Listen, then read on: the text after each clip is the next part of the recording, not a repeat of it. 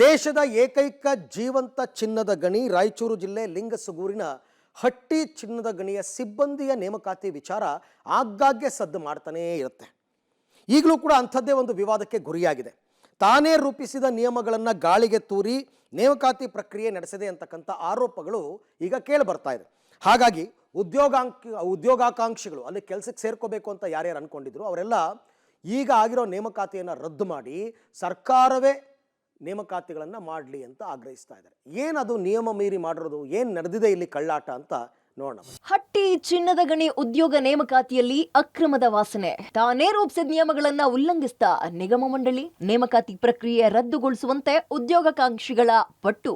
ಇಡೀ ದೇಶದಲ್ಲಿ ಅಧಿಕ ಪ್ರಮಾಣದಲ್ಲಿ ಚಿನ್ನವನ್ನ ನಿರಂತರವಾಗಿ ಉತ್ಪತ್ತಿ ಮಾಡ್ತಾ ಇರೋ ಏಕೈಕ ಚಿನ್ನದ ಗಣಿಯಾಗಿರೋ ರಾಯಚೂರು ಜಿಲ್ಲೆಯ ಲಿಂಗಸಗೂರಿನ ಹಟ್ಟಿ ಚಿನ್ನದ ಗಣಿಯಲ್ಲಿ ವಿವಿಧ ಹುದ್ದೆಗಳ ನೇಮಕಾತಿಯಲ್ಲಿ ಅಕ್ರಮದ ವಾಸನೆ ಕಂಡು ಬಂದದ್ದು ಉದ್ಯೋಗ ವಂಚಿತ ಉದ್ಯೋಗಾಕಾಂಕ್ಷಿಗಳು ಹಟ್ಟಿ ಚಿನ್ನದ ಗಣಿ ನಿಗಮ ನಿಯಮಿತದ ವಿರುದ್ಧ ಆಕ್ರೋಶ ವ್ಯಕ್ತಪಡಿಸಿದ್ದಾರೆ. ವಿವಿಧ ವಿಭಾಗಗಳ ಒಟ್ಟು 35 ಮ್ಯಾನೇಜ್ಮೆಂಟ್ ಟ್ರೈನಿ ಹುದ್ದೆಗಳಿಗೆ ಇಂಜಿನಿಯರ್ ಪದವಿ ಫಸ್ಟ್ ಕ್ಲಾಸ್ ನಲ್ಲಿ ಪಾಸ್ ಆಗಿರೋ ಅಭ್ಯರ್ಥಿಗಳಿಗೆ ಅರ್ಜಿ ಕರೆಯಲಾಗಿತ್ತು. ಸೆಕೆಂಡ್ ಕ್ಲಾಸ್ ನಲ್ಲಿ ಪಾಸ್ ಆಗಿದ್ರು ಅರ್ಜಿ ಸಲ್ಲಿಸಿದ ಸುಮಾರು ಅರ್ಜಿಗಳನ್ನ ತಿರಸ್ಕರಿಸಿದ್ದಾರೆ. ಸುಮಾರು 800 ಅರ್ಜಿಗಳಲ್ಲಿ 500 ಅರ್ಜಿ ತಿರಸ್ಕಾರಗೊಂಡಿದೆ. ಆದರೆ ಸೆಕೆಂಡ್ ಕ್ಲಾಸ್ ನಲ್ಲಿ ಪಾಸ್ ಆಗಿರೋ ಕೆಲವರಿಗೆ ಮಾತ್ರ ಸಂದರ್ಶನ ಹಾಗೂ ಟೆಸ್ಟ್ ಗಳಿಗೆ ಅವಕಾಶ ಕೊಟ್ಟಿರೋದು ಅನುಮಾನಕ್ಕೆಡೆ ಮಾಡಿದೆ. ಹಾಲ್ ಟಿಕೆಟ್ ನೀಡಿ ಪರೀಕ್ಷೆಯನ್ನು ಬರೆಸಿ ಅವರಿಗೆ ಸಂದರ್ಶನಕ್ಕೂ ಕೂಡ ಆಯ್ಕೆ ಮಾಡಿಕೊಂಡಿರುತ್ತದೆ. ಮತ್ತು ಇದರ ಬಗ್ಗೆ ನಾವು ಅಬ್ಜೆಕ್ಷನ್ ಹಾಕಿದ ಮೇಲೆ ಆ ಸೆಕೆಂಡ್ ಕ್ಲಾಸ್ ಇರುವಂಥ ಅಭ್ಯರ್ಥಿಗಳ ಅಂಕಗಳನ್ನು ಫಸ್ಟ್ ಕ್ಲಾಸ್ ಅಂತ ತೋರಿಸ್ತಾರೆ. ತನ್ನ ನೇಮಕಾತಿಯಲ್ಲಿ ಅಕಾಡೆಮಿಕ್ ತೆಗೆದುಕೊಂಡಿರೋ ಅಂಕಗಳನ್ನು ಪ್ರಕಟಿಸಿ ಇದರ ಬಗ್ಗೆ ಅಬ್ಜೆಕ್ಷನ್ ಇದೆ ಅಂತ ಕೇಳುತ್ತದೆ.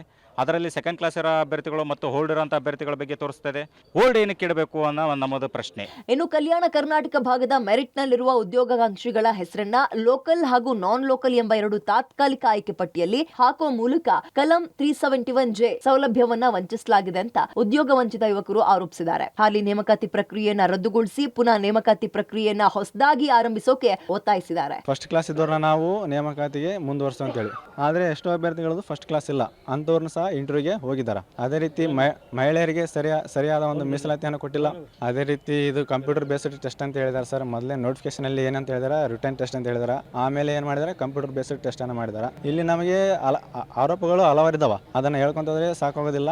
ಇದೊಂದು ಆರೋಪಗಳಿದಾವ. ಈ ನೇಮಕಾತಿಯನ್ನು ಇಲ್ಲಿಗೆ ರದ್ದುಗೊಳಿಸಿ ಇಲ್ಲೇ ಕರ್ನಾಟಕದಲ್ಲಿ ಇರುವಂತಹ ಒಂದು ಪರೀಕ್ಷಾ ಪ್ರಾಧಿಕಾರಕ್ಕೆ ಕೊಟ್ಟು ಸರಳವಾಗಿ ಸುಗಮವಾಗಿ ಒಂದು ನೇಮಕಾತಿ ಮಾಡಬೇಕು ಅಂತೇಳಿ, ಇದೇನಾದರೂ ಮಾಡಿಲ್ಲಪ್ಪ ಅಂತಂದ್ರೆ ನಾವು ಒಂದು ಹೋರಾಟವನ್ನು ಮಾಡೋಕೆ ಸಿದ್ಧವಾಗಿದ್ವಿ. ಒಟ್ನಲ್ಲಿ ಅರ್ಹರನ್ನ ಉದ್ಯೋಗಕ್ಕೆ ನೇಮಕಾತಿ ಮಾಡಿಕೊಳ್ಳದೆ ನಿಯಮಗಳನ್ನ ಮೀರಿ ಕಡಿಮೆ ಅಂಕ ಪಡೆದವರಿಗೆ ಅವಕಾಶ ಕೊಟ್ಟಿರೋದು ಅನುಮಾನ ಸೃಷ್ಟಿಸಿದೆ. ಹೀಗಾಗಿ ಸರ್ಕಾರ ಕೂಡಲೇ ನೇಮಕಾತಿ ಪ್ರಕ್ರಿಯೆ ನಿಲ್ಲಿಸಿ ಹೊಸದಾಗಿ ಆರಂಭಿಸೋಕೆ ಒತ್ತಾಯಿಸಿದ್ದಾರೆ. Vijay Jagatikal, public TV, Raichur.